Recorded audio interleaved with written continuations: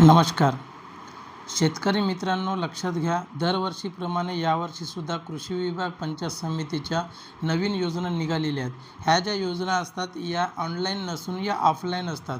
म्हणून भरपूर खेड्यामध्ये किंवा शेतकऱ्यांना या योजनेची माहिती पडत नाही आणि भरपूर शेतकरी या योजनेपासून वंचित राहतात. ही योजना प्रत्येक च्या पंचायत समितीमध्ये ही योजना चालू असते. होऊ शकते कोणत्या तालुक्याला लवकर चालू होते तर कोणत्या तालुका किंवा कोणत्या जिल्ह्यामध्ये लेट चालू होते, परंतु दरवर्षीच या योजनेची फॉर्म निघत असतात. हा फॉर्म ऑनलाईन भरायचा नसून ऑफलाईन भरायचा असतो. तुम्ही पंचायत समितीला तुमच्या तालुक्यामध्ये भेट द्या. आता कोणत्या कोणत्या योजना याच्यामध्ये निघालेल्या आहेत, तुम्ही कोणते कोणते शेतकरी पात्र असतात आणि याच्यामध्ये काय काय मिळते हे संपूर्ण माहिती आपण या व्हिडिओमध्ये बघणार आहोत.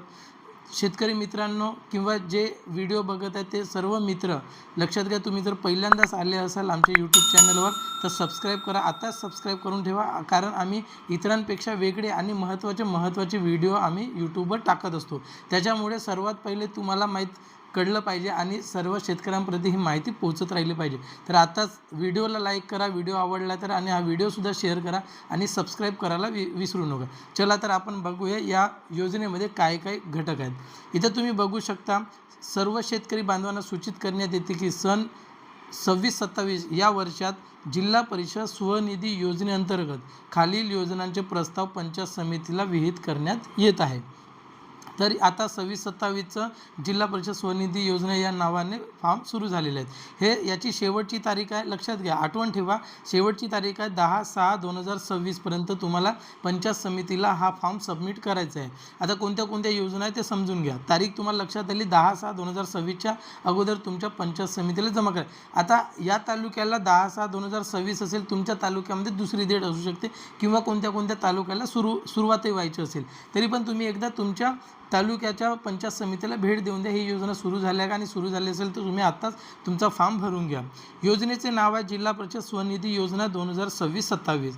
याच्यामध्ये काय काय मिळते तुम्हाला बघा. सेंद्रिय खत किंवा गांडूळ खत, त्याच्यानंतर ताडपत्री, एक सांगतो. सेंद्रिय खत आणि गांडूळ खत याच्यामध्ये तुम्हाला अनुदान मिळते 75% अनुदान. त्याच्यानंतर आहे ताडपत्री म्हणजे जे तुम्हाला ताडपत्री असते ते ताडपत्री, त्याच्यावरही तुम्हाला 75% अनुदान मिळते. त्यानंतर तुम्हाला शेतीला भोवताल लावण्यासाठी काटेरी ताड मिळते, याच्यामध्ये तुम्हाला 2 क्विंटल मर्यादापर्यंत मिळते, त्याच्यावर नाही मिळत. किंवा तुम्हाला सौर कुंपण मिळते, त्याच्यामध्ये येते तुम्हाला मशीन, बॅटरी, सौर पॅनलसह. याच्यामध्ये तुम्ही 2 पैकी कोणताही एकच अर्ज करू शकता, काटेरी तार किंवा सौर कुंपण. याच्यामध्ये तुम्हाला 10,000पर्यंत प्रति शेतकरी लाभार्थीला रक्कम मिळते, त्याच्यावर नाही मिळत. त्याच्यानंतर आहे, तुम्ही बघू शकता, बॅटरी चालित स्प्रे पंपसुद्धा तुम्ही घेऊ शकता. याला तुम्हाला 3,000पर्यंत प्रति लाभारी अनुदान मिळते. वर्मी कंपोस्ट बेड नग आहे, त्याच्यामध्ये तुम्हाला 15,000 प्रति लाभार्थी तुम्हाला अनुदान मिळते. आता याला डॉक्युमेंट्स काय लागतात, याला लागतात फॉर्म. तुम्हाला एक फॉर्म मिळतो ऑफलाईन. त्याच्यानंतर 7/12 नमुना तुमच्या शेतीचा, त्यानंतर बँक पासबुकची झेरॉक्स, त्याच्यानंतर आधार कार्डची झेरॉक्स, आणि जर तुम्ही दिव्यांग असाल कोणत्या शेतकरी तर त्याचं UIDचं प्रमाणपत्र. जर नसाल तर काही हरकत नाही, शेतकरी मात्र 7/12 नमुना आवश्यक आहे. यात तुम्हाला अनुदान बघितले आणि डॉक्युमेंटसुद्धा सांगितलेलं आहे. याच्यामध्ये काही लक्षांक असतात, 1 शेतकरी, 2 शेतकरी, 5 शेतकरी असं लक्षांक असतं. तुम्ही तुमच्या पंचायत समितीला विचारू शकता याला किती लक्षांक आहे, ठीक आहे. त्याच्यानंतर आहे PVC किंवा HDPE पाईप आहे. याच्यामध्ये 20 नग मॅक्झिमम, जास्तीत जास्त 20 नगपर्यंत तुम्हाला घेता येतं. त्याला तुम्हाला 450 रुपये प्रति नग, तुम्हाला असे 9,000 रुपये लाभार्थ्याला अनुदान मिळतो. याला काय डॉक्युमेंट्स लागतात, तुम्हाला फॉर्म लागतो, जो फॉर्म सांगितलं तो फॉर्म. त्याच्यामध्ये 7/12 नमुना, बँकेचा पासबुक, तुमच्या आधार कार्डची झेरॉक्स, 7/12वर पाणी स्रोताची नोंद असणे आवश्यक आहे. जर पाणी तुमच्याकडे सोय नसेल पाण्याची, नदी असेल, नाले असेल, विहीर असेल, बोरवेल असेल, जे काही पाण्याची सोय आहे ते तुम्हाला असणं आवश्यक आहे, तुमच्या 7/12वर नोंद असणं आवश्यक आहे. त्यानंतर नाला किंवा कालवा असल्यास पाणी परवाना आवश्यक आहे. जो पाणी परवाना लागतो तो पाणी परवाना तुम्हाला घ्यावा लागतो. जर दिव्यांग असेल तर तुम्हाला UID प्रमाणपत्र जोडावं लागतो. त्याच्यानंतर आहे धान, सोयाबीन, कापूस, ज्वारी इत्यादी पुंजके जळाल्याबद्दल अर्थसहाय्य करणे म्हणजे अर्थसहाय्य स्कीम आहे. तुमचं जर धान जळालं किंवा साहेब सोयाबीन जळालं किंवा कापूस जळालं किंवा ज्वारी जळालं तर तुम्हाला अनुदान मिळते, अर्थसहाय्य अनुदान म्हणून शासनाकडून मिळते. त्याला आहे 10,000 रुपये प्रति शेतकरी तुम्हाला अनुदान मिळत असते. याच्यामध्ये तुम्हाला काय काय द्यावं लागते, आवेदन फॉर्म म्हणजे तो फॉर्म म्हटलं तो फॉर्म, 7/12 नमुना, बँकेचा पासबुकची झेरॉक्स, आधार कार्डची झेरॉक्स तुमच्या, आणि जेव्हा जळाल्यानंतर पंचनामा करण्यासाठी येतात तो पंचनामा व इतर अनुषंगिक कागदपत्रे तुम्हाला द्यायची असतात. आता सध्या तुम्हाला पंचनामा वगैरे द्यायची गरज नाही, तुम्ही आधार कार्ड, पासबुक आणि 7/12 नमुना देऊन ठेवू शकता. त्याच्यानंतर आहे तुम्हाला राष्ट्रीय बायोगॅस व खत व्यवस्थापन कार्यक्रम अंतर्गत बायोगॅस स्वयंत्र बांधकामासाठी अर्थसहाय्यसुद्धा मिळते. हे केंद्र अनुदान सर्वसाधारण 14,350 रुपये दिले जाते सर्वसाधारण व्यक्तींना. त्याच्यानंतर SC ST जर असाल तर तुम्हाला 22,000 रुपये मिळते आणि जिल्हा परिषद स्वनिधी अनुदान तुम्हाला 10,000 मिळते, असे 32,000 मिळते. याला डॉक्युमेंट्स काय लागतात, 7/12 नमुना, तुमची घराची घरटॅक्स पावती, जनावरे जर असेल तर जनावरे असल्याचा दाखला, भूमिहीन असाल तर भूमिहीनचा स्वघोषणापत्र आणि काही अनुषंगिक कागदपत्रे एवढे तुम्हाला जोडून द्यायचे असतात.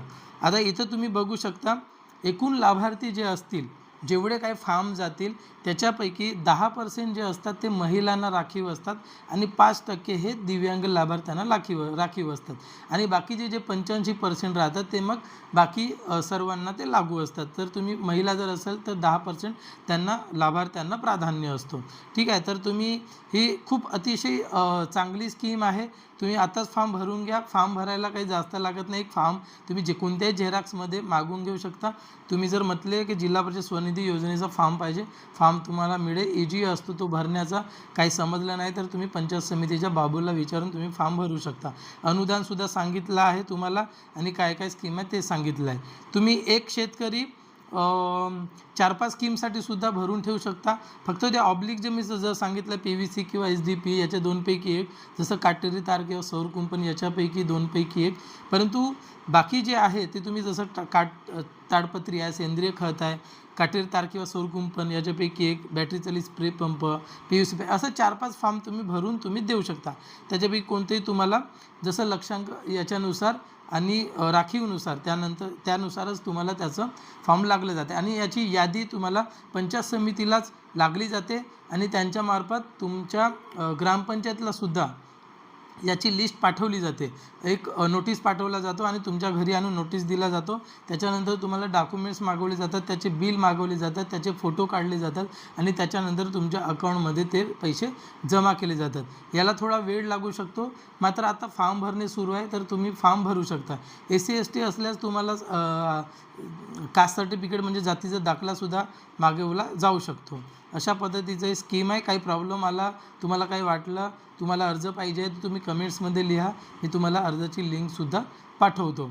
आणि तुम्ही पहिल्यांदाच आले असाल आमच्या यूट्यूब चॅनलला सबस्क्राईब करा, या व्हिडिओला शेअर करा जास्तीत जास्त. धन्यवाद.